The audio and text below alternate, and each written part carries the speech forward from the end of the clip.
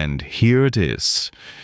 Amazing. I've been waiting for around 5 months for this figure, and finally it was here. I was shouting when they rang the bell, and my god, I already got a notification that it was going to arrive today. And my god, I am a huge fan of Christian Bale's Batman, and I've been wanting this for a long time. When INART really announced that they were making this, I've been following it for I don't know how long since they announced it. Amazing. I absolutely love the minimalistic packaging here. It actually felt like Batman's equipment being packaged or delivered. Amazing. So this is me opening the packaging, which was pretty difficult, really. The tape was a little hard to cut open, which I suppose is a good thing because it's really secure. But yeah, I finally got inside, and my god, just absolutely amazing. I mean, the matte finish on this toy is just incredible. The moment I opened and touched it, and this is the first time I'm opening it, by the way, on camera, and it was just amazing. Just the matte finish, not just how it looks, but how it feels. It's like it does not feel like rubber. It feels like plastic, but it's just amazing. The matte finish, and you can also feel all the textures inside it. You know, the grid pattern, I don't know what texture name it is, but it's absolutely amazing. Every single accessory was incredible. This is the grappling gun, sticky time bomb thingy. It was amazing. Look at that clear plastic. The red clear plastic on the, what was it, the timer? I don't know. I don't know the exact names for these.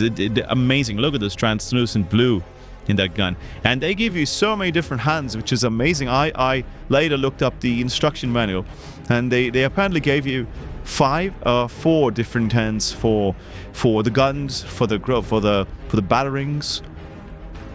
Amazing. I absolutely loved the fact that they gave you individual hands for all the accessories, although I would argue that you can kind of use the same one for all of them, because you could pry open its fingers because they're all just rubber.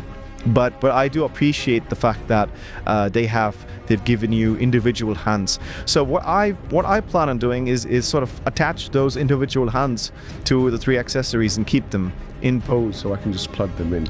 Actually forgot that they gave the cape, which was a really good surprise for me. My first impression with this cape was I just couldn't quite put my finger on what material it was. It wasn't velvet, it wasn't, cloth, I suppose. I don't know what you'd call the other materials, but it was something in between. This is where they used the die cast, apparently. And the back of the box, they mentioned that they used PVC and die cast. And I was just wondering where they used the die cast. I thought they were the screws, but it's definitely not the screws. It was that nameplate. And here is the face. Christian Bale face sculpt, which was absolutely amazing. I really love the paintwork here. They've done such a good job in getting his red tones and his overall skin tone correctly.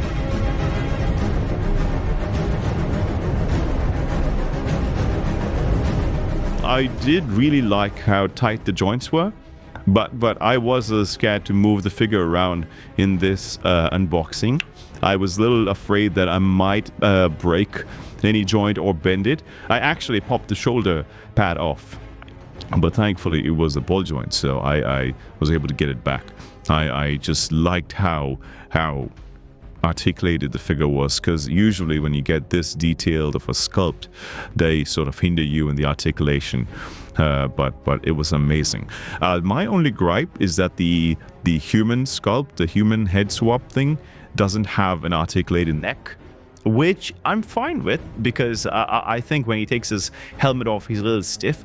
But yeah, my only gripe with this sculpt, other than the fact that it looks absolutely amazing, is that you can't really move his head separately like the masked version. Okay, so I've seen a bunch of reviews, and almost all of them have told me that the cape was a little difficult to install in him, which I thought it wouldn't be that big of a deal, but apparently it is, and it really was difficult. It just wouldn't stick on. So the way you'd have to put it is you sort of temporarily clip the cape onto his body, and then you put on the magnetic chest plate.